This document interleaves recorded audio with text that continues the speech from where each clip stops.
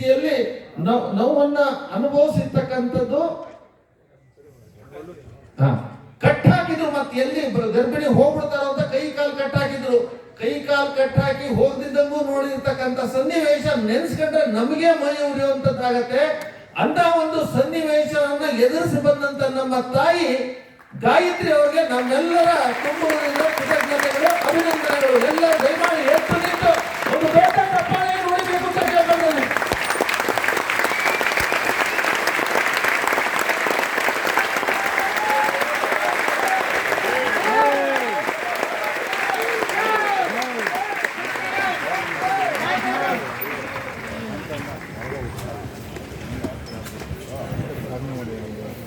ಎಲ್ಲರಿಗೂ ಧನ್ಯವಾದಗಳು.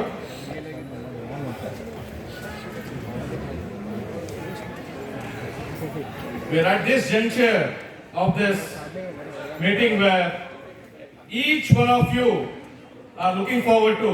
That moment has arrived. We have within us Shri K. Annamalai.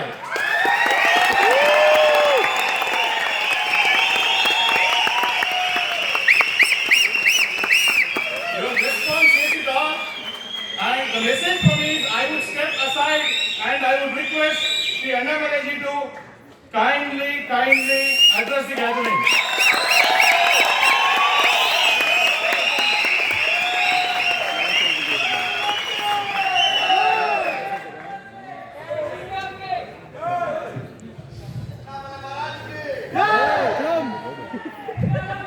ಪ್ರೀತಿ ಮಿತ್ರರೇ,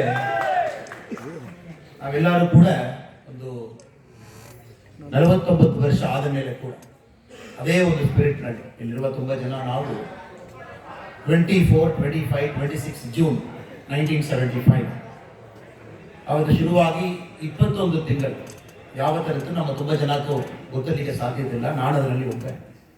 I am post emergency ಬಾಂಡ್ child. ಇಲ್ಲಿ ತುಂಬ ಜನ ಅದೇ ಥರ ಇದ್ದೀರಾ. 1980s ಹಿಂದೆ ನಾವೆಲ್ಲ ಹುಟ್ಟಿದ್ವಿ. Very few people among us. ನಮ್ಮಲ್ಲಿ ಸ್ವಲ್ಪ ಜನ ಮಾತ್ರ ಎಮರ್ಜೆನ್ಸಿ ಪೀರಿಯಡ್ ನಲ್ಲಿ ಬದುಕಿದವರು, ಎಮರ್ಜೆನ್ಸಿ ಪೀರಿಯಡ್ ನೋಡಿದವರು, ಎಮರ್ಜೆನ್ಸಿನ ಏನು ನೋಡಬೇಕು. So whatever lectures we give, whatever we speak, I don't think we can truly do justice to what emergency is all about. ನಮ್ಮಲ್ಲಿ ನಮ್ಮ ಅಮ್ಮ ಇದ್ದಾರೆ, ಗಾಯತ್ರಿ ಹನುಮಂತರಾವ್ ಅಮ್ಮ ಅವರು. ನಾವೆಲ್ಲರೂ ಕೂಡ ದೊಡ್ಡ ಒಂದು ಪ್ರೀತಿಯಲ್ಲಿ ಅವ್ರಿಗೆ ನಾವು ಅಭಿನಂದನೆ ತಿಳಿಸಿದ್ದೀವಿ. ಅವರಿಗೂ ಗೊತ್ತಿರಬೇಕು, ಜೈಲಲ್ಲಿ ಒಂದು ಡೆಲಿವರಿ ಆದ ಮೇಲೆ 2 ತಿಂಗಳು ಜೈಲಲ್ಲಿ ಕೈ ಕಾಲು ಕಟ್ಟಿ ಹಾಕಿ ಎಲ್ಲಿ ಕೂಡ ಹೋಗಬಾರದು. ಇವತ್ತು ಬೆಳಗ್ಗೆ ನಮ್ಮ ಬಿಜೆಪಿ ಕಾರ್ಯಾಲಯ ತಮಿಳುನಾಡಿನಲ್ಲಿ 34 ಜನ ಬಂದಿದ್ದರು ಚೆನ್ನೈದಲ್ಲಿ.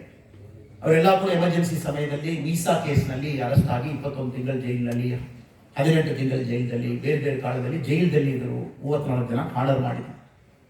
ಇಲ್ಲಿ ಬರಲಿಕ್ಕೆ ಮುಂಚೆ ಮಲ್ಲೇಶ್ವರದಲ್ಲಿ ಸ್ವಲ್ಪ ದೊಡ್ಡವರು, 93 ವರ್ಷ ಅವ್ರಿಗೆಲ್ಲ ಇವಾಗ, ಅವ್ರ ಮನೆಗೆ ಹೋಗಿ ಭೇಟಿ ಮಾಡಿಕೊಂಡು ಬಂದಿದ್ದೀವಿ. ಅವರೆಲ್ಲರೂ ಕೂಡ ಇವತ್ತು ಕೂಡ ಎಮರ್ಜೆನ್ಸಿ ನಾವು ಒಂದು ಮಾತು ಹೇಳುವಾಗ ದೇ ಫೀಲ್ ಇಟ್.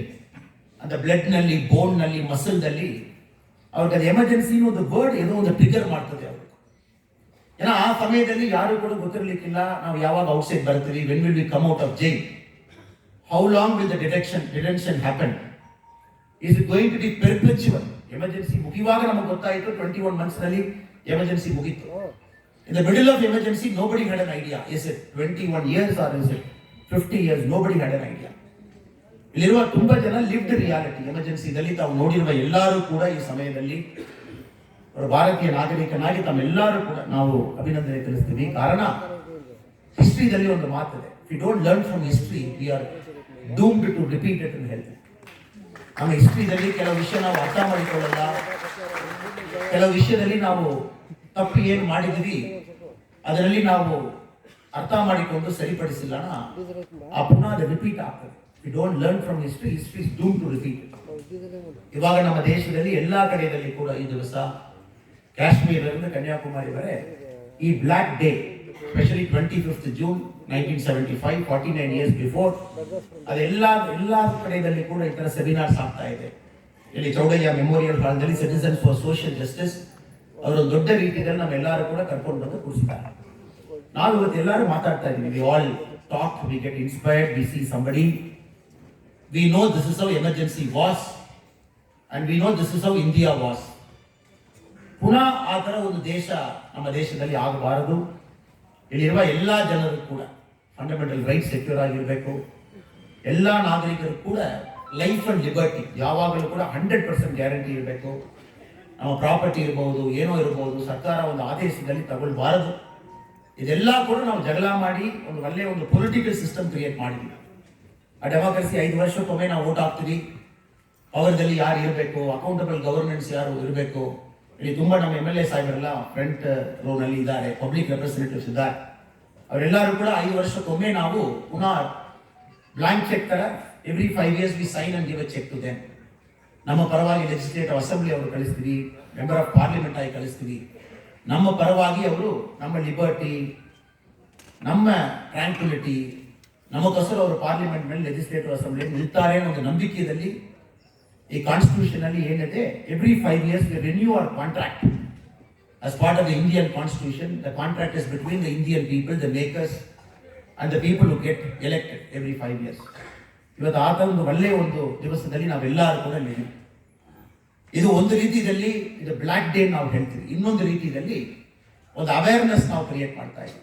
ನೆಕ್ಸ್ಟ್ ಈ ಥರ ಆಗಬಾರ್ದು, ನಾವೆಲ್ಲ ಕೂಡ ಅರ್ಥ ಮಾಡಿಕೊಳ್ಬೇಕು. So my job, my duty as a speaker in this program, ಒಂದು ಹಿಸ್ಟ್ರಿ. ನಾನು ಎಮರ್ಜೆನ್ಸಿದಲ್ಲಿ ಹುಟ್ಟಿಲ್ಲ, ನನಗೆ ಎಮರ್ಜೆನ್ಸಿ ನಾನು ನೋಡಿಲ್ಲ. It is all by listening, reading books.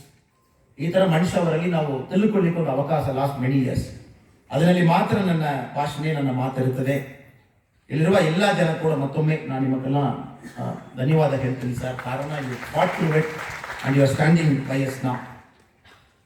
So I say emergency ಬಂದು 1975 ಶುರು ಮಾಡಿಲ್ಲ sir. It is not that 25th June ರಾತ್ರಿ 2 o'clock, 12 o'clock, 2 o'clock they decided. Between the nights of 25th June and 26th June 1975, emergency was imposed in our country. So Indira Gandhi, if you look at her history, anybody has or history or the enthusiast agi around Indira Gandhi our life, if you had the opportunity to read, we all know when Indira Gandhi became the Congress party president in 1959, when Jawaharlal Nehru ಅವರು ನಮ್ಮ prime minister ಆಗಿರುವಾಗ, her first trip to Kerala in April 1959. Kerala ಹೋಗಿ ನೋಡಿಕೊಂಡು ಬರ್ತಾರೆ. The world's first public elected government, communist government was in Kerala. EMS Namboodiripad ಅವರು ಒಂದು ಸರ್ಕಾರ ಅಲ್ಲಿ ಇತ್ತು. 1957 ದೇ ಕೇಮ್ ಟು ಪವರ್. ಯಾವಾಗ ಇಂದಿರಾ ಗಾಂಧಿ ಅವರು ನೋಡಿದರು, she was very clear this government has to be dismissed. So Delhi ಬಂದ ಮೇಲೆ she was insisting Pandit Jawaharlal Nehru as a Congress party president. ಅವರು ಪಂಚಾಯತ್ ಅಧ್ಯಕ್ಷರಲ್ಲ, MLA ಅಲ್ಲ, MLC ಇಲ್ಲ, MP ಅಲ್ಲ, not public representative under any category. She was requesting, insisting, pleading with Pandit Jawaharlal Nehru, communist government now dismiss ಮಾಡಬೇಕು, ಕೇರಳದಲ್ಲಿ ಅವರು ಇರಬಾರದು.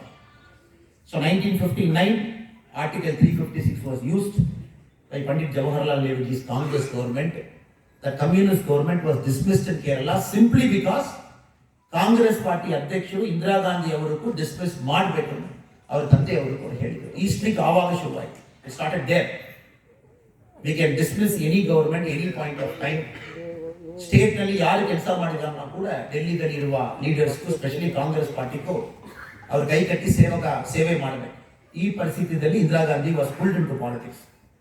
59 ಆದ ಮೇಲೆ if you look at first few decisions as prime minister, 1966 ಅವ್ರ prime minister ಆಗಿ ಇಂದಿರಾ ಗಾಂಧಿ ಅವರು ಬಂದಿದ್ರು. We all know the previous history. Nehru ಅವ್ರ ಬಗ್ಗೆ ನಮಗೆ ಗೊತ್ತಿರುತ್ತದೆ. ಸಮಯ ಅಷ್ಟೆಲ್ಲ ನಮಗೆ ಕಂಪ್ಲೀಟ್ ಅನಲೈಸ್ ಮಾಡಲಿಕ್ಕೆ ಕಾಂಗ್ರೆಸ್ ಮೈಂಡ್ ಸೆಟ್.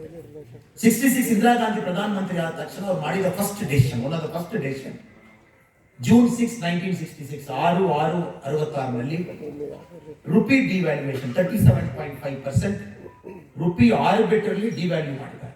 ತಮ್ಮಲ್ಲಿ ಸೇವಿಂಗ್ಸ್ ಇರಬಹುದು, ಬ್ಯಾಂಕ್ ನಲ್ಲಿ ಇರಬಹುದು, ತಾವು ಎಕ್ಸ್ಪೋರ್ಟ್ ಇಂಪೋರ್ಟ್ ಬಿಸ್ನೆಸ್ ಮಾಡಬಹುದು, ತಾವು ಏನೋ ಒಂದು ಮಾಡಿರಬಹುದು, ಅಲ್ಲದ ಮನೆಯಲ್ಲಿ ಬ್ಯಾಂಕ್ ನಲ್ಲಿ ಇರದೆ ಸುಮ್ಮನೆ ತಾವು ದುಡ್ಡು ಹಾಕಿರಬಹುದು. She devalued by 37.5%. 1966, no question, ಡೆಮಾಕ್ರಸಿದಲ್ಲಿ ನೋ ಆರ್ಗ್ಯುಮೆಂಟ್, ನೋ ಡಿಸ್ಕಷನ್. ಯಾರೂ ಕೂಡ ಒಂದು ಕ್ಯಾಬಿನೆಟ್ ನಲ್ಲಿ ಚರ್ಚೆ ಮಾಡಿ 1 year later 1967 ಆ ಟೈಮ್ನಲ್ಲಿ deputy prime minister Morarji Desai ಅವರು ಪಾರ್ಲಿಮೆಂಟ್ ನಲ್ಲಿ ಹೇಳ್ತಾರೆ, it is one of the most stupidest decision taken. ಅದರಲ್ಲಿ ಎಕನಾಮಿಕ್ ಯಾವುದೇ ಒಂದು ಪ್ರಯೋಜನ ಇಲ್ಲ. So we are tracing back Indira Gandhi ಅವರ life as style of function. ಅದೆಲ್ಲ ಆದ ಮೇಲೆ 1969, so overnight decided 14 private bank should be nationalist. ಕಾರಣ ಏನು ಹೇಳಿದರು? ಗೌರ್ಮೆಂಟ್ ಬ್ಯಾಂಕ್ ಇರುವಾಗ ಮಾತ್ರ